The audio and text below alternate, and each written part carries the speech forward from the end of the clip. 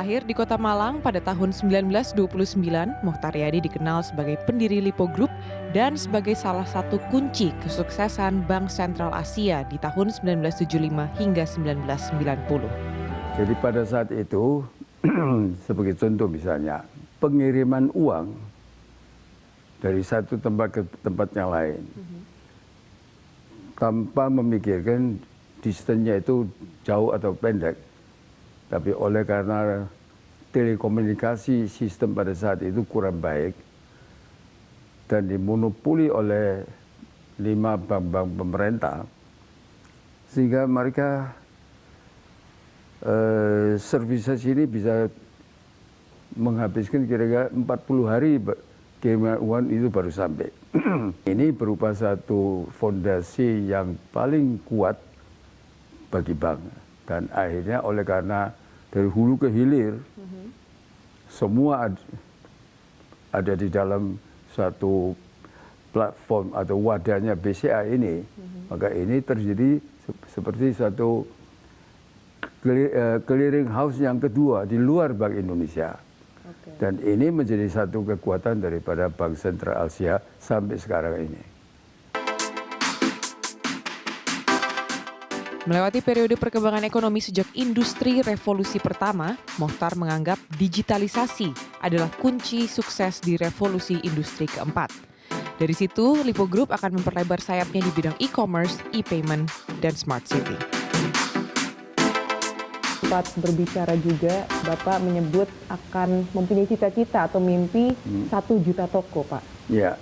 Bisa mungkin diceritain, Pak, inspirasinya dari mana dan apakah bagaimana cara pelaksanaannya? 1 juta toko, Pak, itu cukup banyak, Pak. Ini rahasia. Tapi memang itu yang akan nanti dijadikan platform oleh Lipo Group untuk menengahi antara e-payment dan e-commerce yang tadi Bapak bilang. Betul.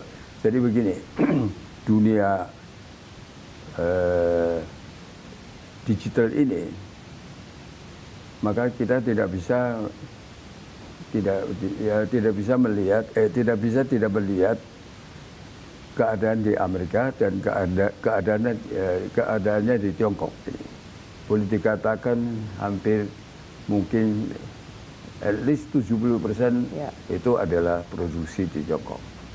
Kalau kita cerita money flow, Alipay, itu the largest in the world. Kalau kita cerita merchandise flow, kita tahu ada Amazon sama Alibaba. Tapi di Tiongkok bukan hanya satu Alibaba, itu ada Jingdong JT, ada Suning, dan begitu banyak e-commerce yang lain. Semua berkembang dengan pesat. Nah ini kita bisa lihat bahwa Tiongkok sekarang inilah yang melidingkan itu dalam soal e-payment-nya ini. Iya, dan Anda optimis bahwa Indonesia bisa catch up? Mungkin Lipo Group bisa membawa Indonesia ke sana? Kita harus berusaha, dan saya yakin bahwa suatu fasilitas infrastruktur telekomunikasi Indonesia so far saya kira cukup baik.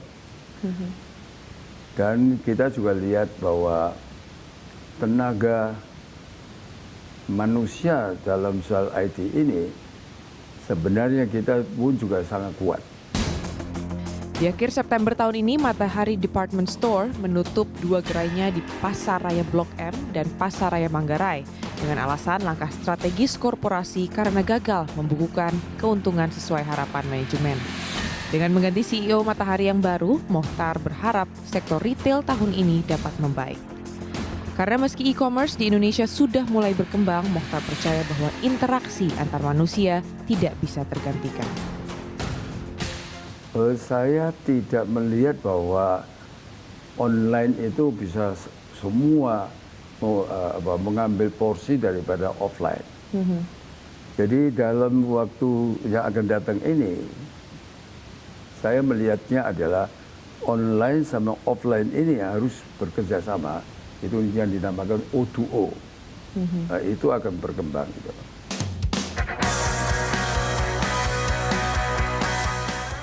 Mohtaryadi juga menerapkan inovasi barunya dalam sektor properti. Menurutnya pengembang besar kini sudah beralih dari sekedar menjual rumah ke membangun smart city yang independen. Dari situlah ide dibalik mega proyek Meikarta yang kini dijajaki Lipo Group dengan investasi mencapai 278 triliun rupiah.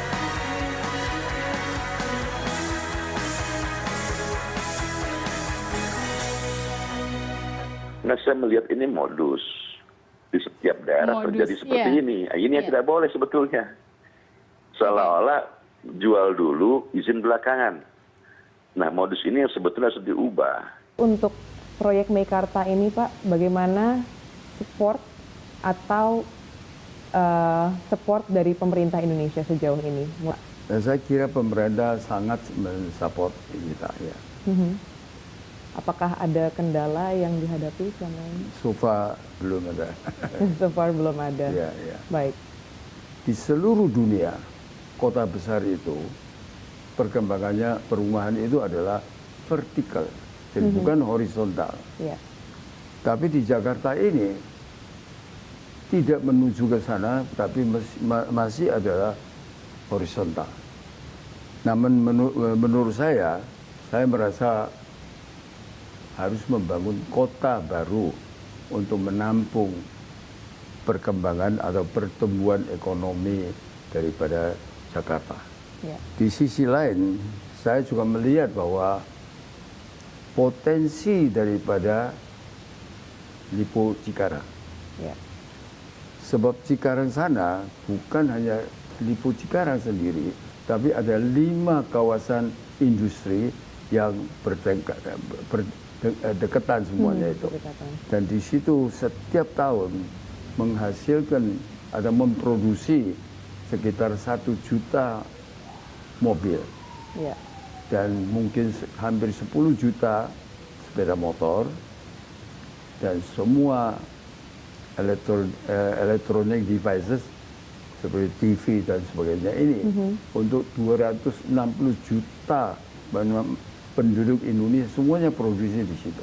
Di situ dan disitulah saya ambil contoh daripada Shenzhen. Shenzhen juga adalah dari daerah kota industri, baru, daerah industri dan kota baru yang dibangun dari nol. Jadi semua itu bisa direncanakan secara baik. Dan sekarang ekonominya juga cukup maju ya. Nah, sekarang Shenzhen itu adalah size-nya itu adalah nomor 2 setelah Shanghai. Di usia Mohtaryadi yang kini menginjak 88 tahun, banyak lini bisnisnya sudah ditangani oleh generasi kedua dan ketiga.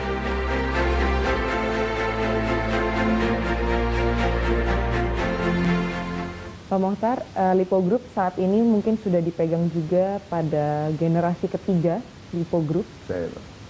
Bagaimana sih Pak caranya untuk mungkin memotivasi, menyamakan visi Bapak sampai ke cucu untuk tetap menjalankan bisnis Lipo Group sampai masih berjaya saat ini? Ini pertanyaan yang tidak gampang dijawab ini. Saya jelaskan pada dia. Di dunia ini ada 3 macam salesman. Ya. Kalau saya ada misal gelas, ibu membutuhkan gelas dan transaksi jual beli ini dan itu adalah salesman kelas 3. Kalau saya ada gelas and then you tidak membutuhkan gelas, saya persuade you sampai beli gelas ini, itu adalah second class salesman. Kalau saya tidak ada gelas, you juga tidak membutuhkan gelas, tapi saya bisa persuade you untuk membeli gelas, itu first class salesman. Berarti apa? Itu saya harus bisa jual ide, konsep. Itu yang first class. Dan saya harapkan adalah Anda semuanya ini pada suatu saat harus menjadi first class salesman. Selalu adalah menjual ide. Saat ditanya mengenai cita-cita yang masih belum tercapai, Mokhtar berharap bisa dapat lebih memperluas lini bisnis di bidang kesehatan. Comfortability-nya ini, kita ambil contohnya Singapore Airlines. Dan affordability-nya ambil McDonald's. Ini. Dan dalam hal ini adalah saya coba usaha adalah menggunakan tarif BPJS untuk melayani Affordable healthcare begitu. ya.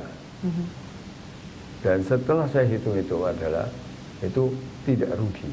Tidak mungkin merugi, Pak. Tidak rugi, tapi untungnya itu sedikit. Gitu. Namun saya kadang-kadang tidak mengerti.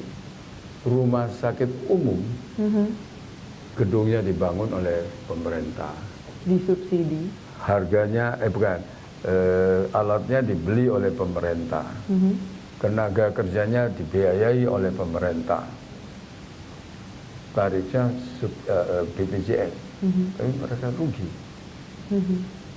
Itu Harus masalah pada subsidi. kelolanya ya, Pak. Nah, ini menunjukkan bahwa cara kelolanya itu adalah tidak benar. Ya. Mokhtar Yedi menganggap kesuksesan hanya bisa diraih jika sensitif dengan perkembangan yang terjadi. Ia berharap Indonesia bisa berperan lebih besar lagi di perekonomian Asia Pasifik di tahun-tahun ke depan. Joy Citra Dewi, Jakarta.